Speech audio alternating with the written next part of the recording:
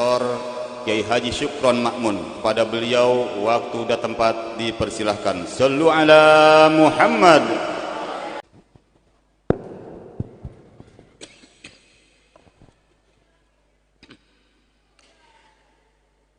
Assalamualaikum warahmatullahi wabarakatuh.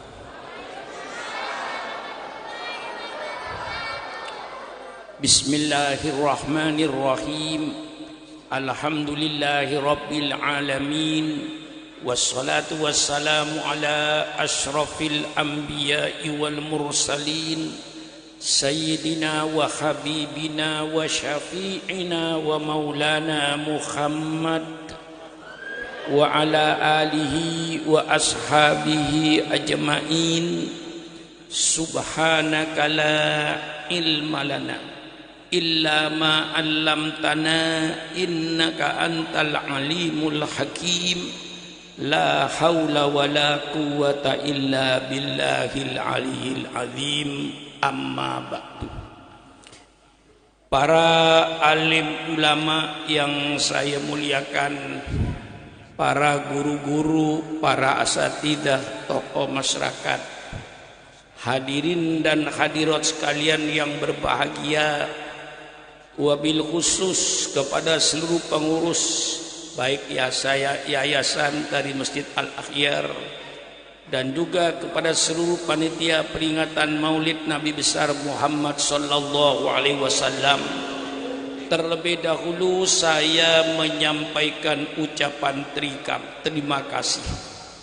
Terima kasih atas segala usahanya, terima kasih atas segala aktivitasnya dalam rangka menghidupkan agama yang kita cintai di negara kesatuan Republik Indonesia ini. Siapa yang akan menghidupkan Islam kalau bukan orang Islam sendiri? Oleh sebab itu setiap umat Islam harus pasang niat dalam hatinya bahwa saya mempunyai kewajiban untuk menghidupkan Islam di negara kesatuan Republik Indonesia ini. Juga saya tidak lupa pada seluruh panitia dan pengurus Masjid Al-Akhyar atas segala pengorbanannya. Selalu saya menitik beratkan kepada pengorbanan dan pengorbanan. Sebab apa? Karena saya yakin tidak ada satu kemauan, tidak ada satu cita-cita yang akan berhasil tanpa adanya pengorbanan. Maka selalu saya titik beratkan pengorbanan. Negara Kesatuan Republik Indonesia terwujud bukan hadiah dari Belanda.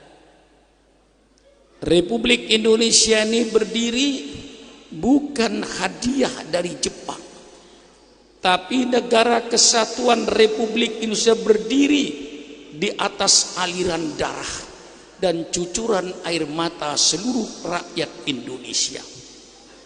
Berapa wanita yang menjadi janda, berapa juta anak yang menjadi yatim karena bapaknya gugur di medan perang melawan Belanda. Itulah mereka-mereka yang sudah berkorban, mereka itulah yang sudah berjasa kepada bangsa ini. Adapun kita yang hidup sekarang ini bukan orang yang berjasa di dalam mewujudkan RKRI. Kita ini orang yang makan jasa. Yang berjasa siapa? Yang berjasa pahlawan-pahlawan kita yang ada di kuburan itu.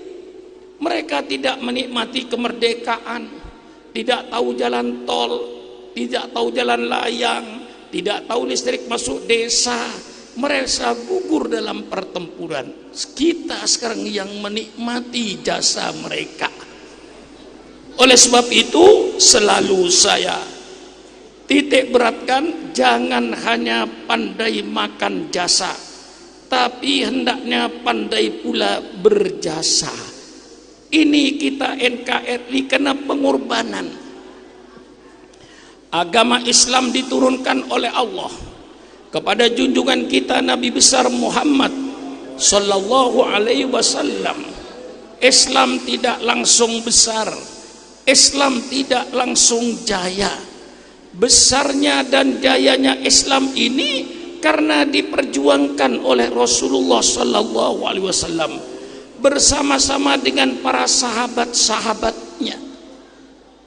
Bukan hanya berkorban harta, mereka siap berkorban jiwanya. Ini karena pengorbanan para sahabat, pengorbanan Rasulullah sallallahu alaihi wasallam, kita sekarang menjadi umatnya, sehingga kita mengenal Allah. Kita tahu mana yang halal, mana yang haram, mana yang hak, mana yang batil, mana yang dolim, mana yang adil. Kita tahu karena Rasulullah sallallahu alaihi wasallam dengan perjuangannya, dengan penderitaannya. Jangan dibandingkan dengan Sukron Makmun berdakwah. Sukron Makmun berdakwah sudah begitu enak, tidak ada halangan.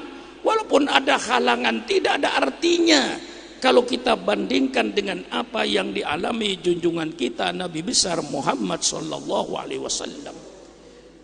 Dalam menegakkan Islam, Nabi Muhammad dari pintu ke pintu mengajak mereka masuk Islam, khususnya keluarganya, dengan ancaman pembunuhan, dengan ancaman kekerasan, dengan ancaman penyiksaan.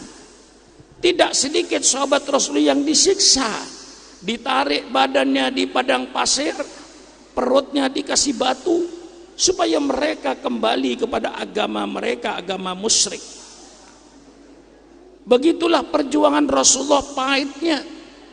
Tapi rupanya pembunuhan, ancaman, kekerasan, segala-galanya tidak mampu untuk memadamkan Islam, untuk memadamkan api Islam yang mulai menyala untuk menerangi kota Mekah dan sekitarnya. Dengan ancaman pembunuhan, dengan ancaman penyiksaan, seluruhnya itu tidak berhasil.